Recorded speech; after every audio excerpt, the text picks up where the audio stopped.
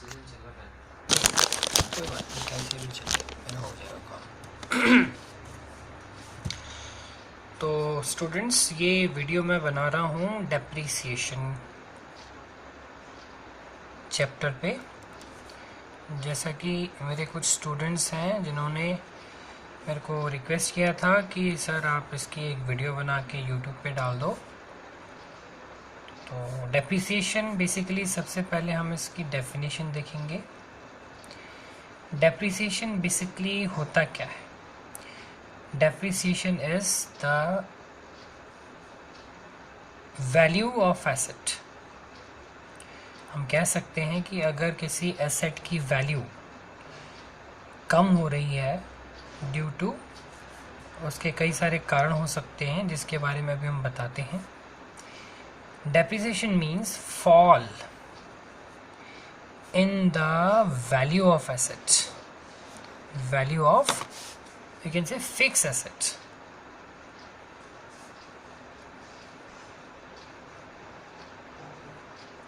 Fixed assets, depreciation means fall in the value of fixed asset due to। अब ये किन किन कारणों से होता है? What are the reasons that the assets value goes on decreasing? तो ये इसके रीज़न्स हैं। सबसे पहला जो रीज़न है वो ये है, due to passage of time.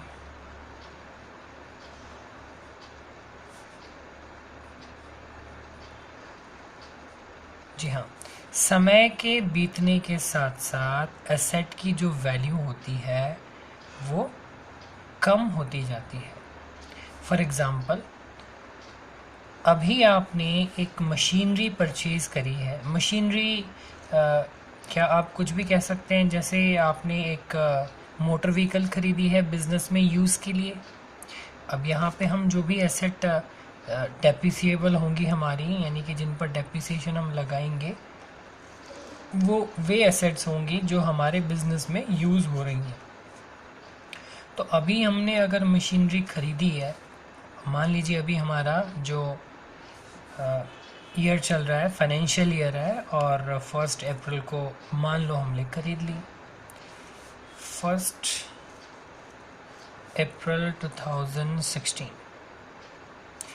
अब जब हम एनुअल अकाउंट्स बनाएंगे तो 31 मार्च 2017 को हमारी बुक्स क्लोज होंगी, और उस समय हम अपने जो एसेट्स हैं उनकी true and fair value books में शो करना चाहेंगे, और वो हम तभी कर पाएंगे जब हम एसेट्स में डेप्रिसिएशन लगाएंगे। ठीक है, तो समय बीत गया, 1 साल हो गया, और इस साल के दौरान जो एसेट है उसकी वैल्यू कम हुई है। तो ये एक कारण हो गया हमारा। दूसरा है हमारा यूसेज। आपने एसेट को यूज़ कर लिया और उसकी वैल्यू कम हो गई। This is the second reason for providing depreciation. And third one is obsolescence। obsolescence का मतलब है कि कोई एसेट अब फैशन में नहीं है, आउट ऑफ फैशन हो गई है। ठीक है, तो आउट ऑफ फैशन हो गई है तो अब वो यूज़ नहीं होगी, तो डेप्रिसिएट हो गई, उस पर डेप्रिसिएशन लग गया। चौथा रीज़न हम बताते हैं। चौथा रीज़न है हमारा चेंज इन टेक्नोलॉजी।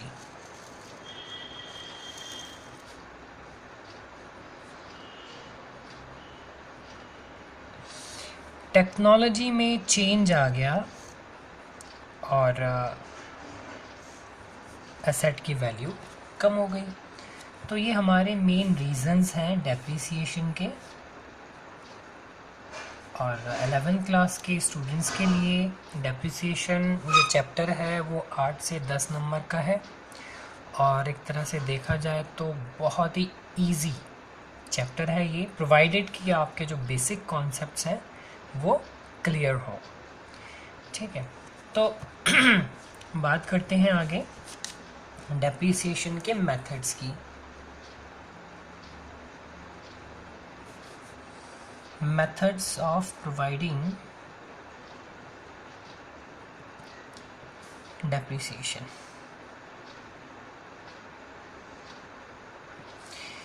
बेसिकली आपके जो सिलेबस में मेथड्स हैं वो दो ही मेथड्स हैं और बहुत ही सिंपल मेथड्स हैं बच्चों.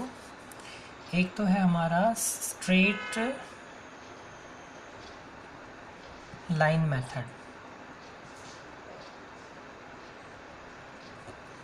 नॉर्मली हम इसको SLM से डिनोट करते हैं और इसका दूसरा भी नाम है फिक्स इंस्टॉलमेंट मेथड, या फिर हम इसको कह सकते हैं ओरिजिनल कॉस्ट मेथड. आगे हम चलेंगे इसको ओरिजिनल कॉस्ट मेथड क्यों कहा जाता है. क्वेश्चन करते टाइम आपको बताएंगे कि इसको ओरिजिनल कॉस्ट मेथड क्यों कहा जाता है. दूसरा जो हमारा मेथड है रिटन डाउन वैल्यू मेथड. ठीक है, रिटन डाउन वैल्यू मेथड यानी कि WDV. अब हम बात करेंगे स्ट्रेट लाइन मेथड की, और स्ट्रेट लाइन मेथड में डेप्रीसिएशन जो हम कैलकुलेट करते हैं वो किस किस तरह से करते हैं.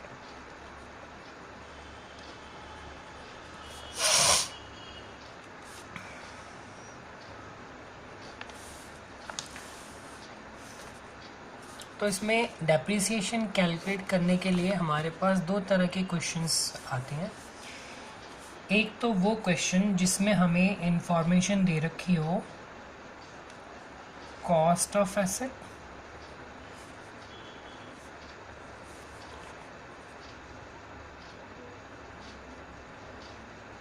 स्क्रैप वैल्यू, और जी तीसरा है हमारा expected useful life of asset. जब हमें क्वेश्चन में ये इंफॉर्मेशन दे रखी हो तो हमारा annual depreciation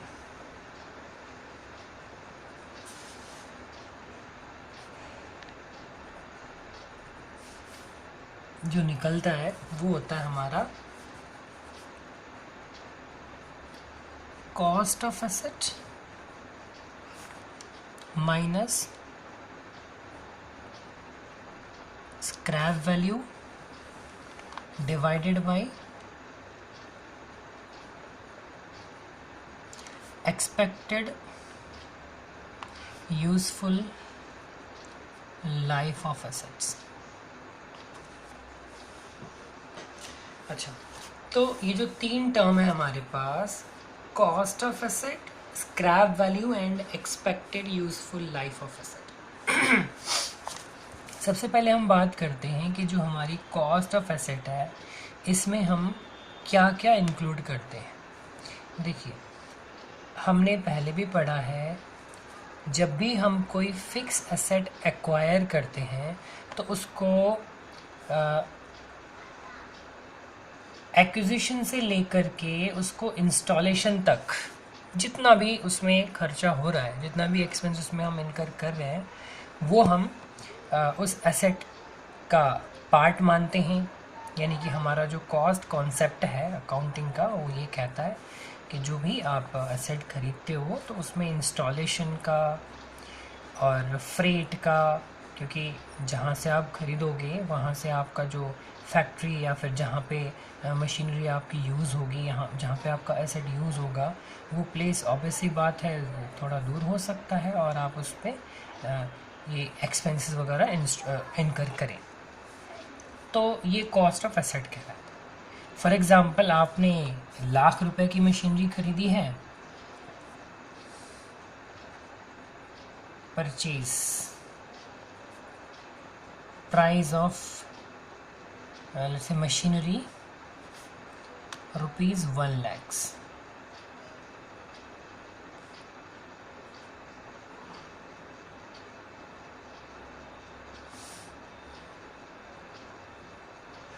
Installation expenses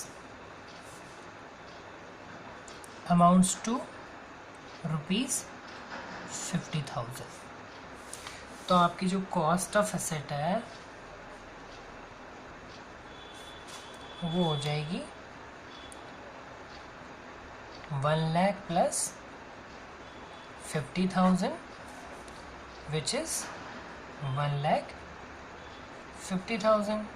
Now next thing is scrap value. देखिए स्क्रैप वैल्यू क्या होता है।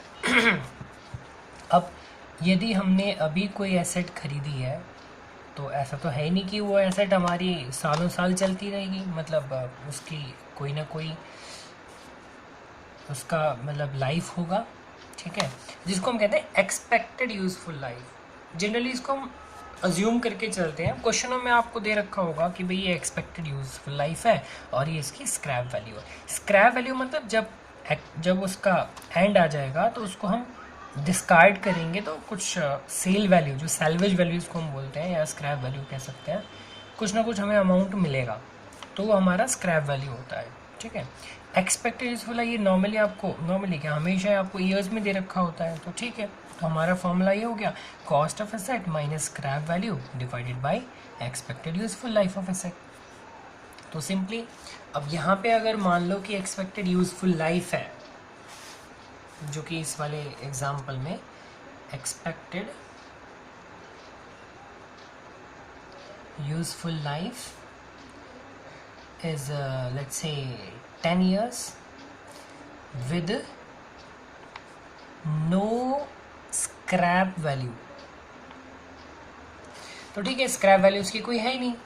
अब हमारे फॉर्मूले में सीधे ही 1,50,000 minus 0 divided by 10, so the depreciation comes out to be 15,000। Every year हम क्या करेंगे 15,000 का डेप्रिसिएशन लगाते जाएंगे उस एसेट्स पे, ठीक है। तो ये हमारा स्ट्रेट लाइन मेथड में पहली जो इन्फॉर्मेशन, एक cost, scrap value, expected useful life अगर क्वेश्चन में दे रखी है तो इस तरह से हम डेप्रिसिएशन हमारा एनुअल निकाल सकते हैं और हर बारी हम इसी तरह से डेप्रिशिएट करते जाएंगे ईच ईयर 15,000 और आप देखेंगे कि 10 ईयर्स बाद 1,50,000 यानी कि एसेट की वैल्यू 0 हो जाएगी, ठीक है। अब दूसरा जो है हमें परसेंटेज दे रखा हो सकता है, जी हाँ, यानी कि डेप्रिसिएशन 10% या 10% पर एनम या सिंपली पीए लिखा हो, ठीक है। तो हमको क्या करना है कि जो भी एसेट होगी उसमें 10% या फिर जो भी परसेंटेज दे रखी हो उस परसेंटेज से मल्टीप्लाई कर दो और हर साल आपको मल्टीप्लाई अलग से करने की ज़रूरत नहीं, क्योंकि ओरिजिनल कॉस्ट यानी कि स्ट्रेट लाइन मेथड है तो हर बारी हमारा सेम डेप्रिसिएशन आ जाएगा, ठीक है। अब अकाउंटिंग एंट्रीज,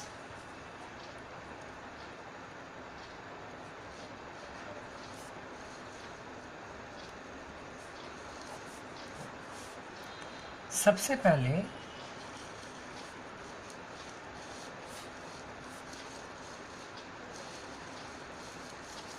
जब एसेट को खरीदा जाता है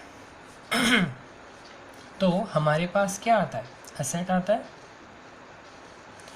एसेट अकाउंट को हम डेबिट करेंगे और जिस मोड से भी हम पेमेंट कर रहे हों उसको क्रेडिट कर देंगे। बैंक से हो सकता है, कैश में हो सकता है, या फिर आपने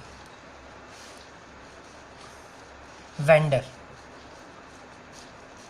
जिस व्यक्ति से खरीदा है उसका नाम लिख सकते हो, क्योंकि वो आपका एक लाइबिलिटी बन जाएगा। अब देखो रूल क्या कहता है यहाँ पे, हमारा एसेट क्या है, रियल, यानी कि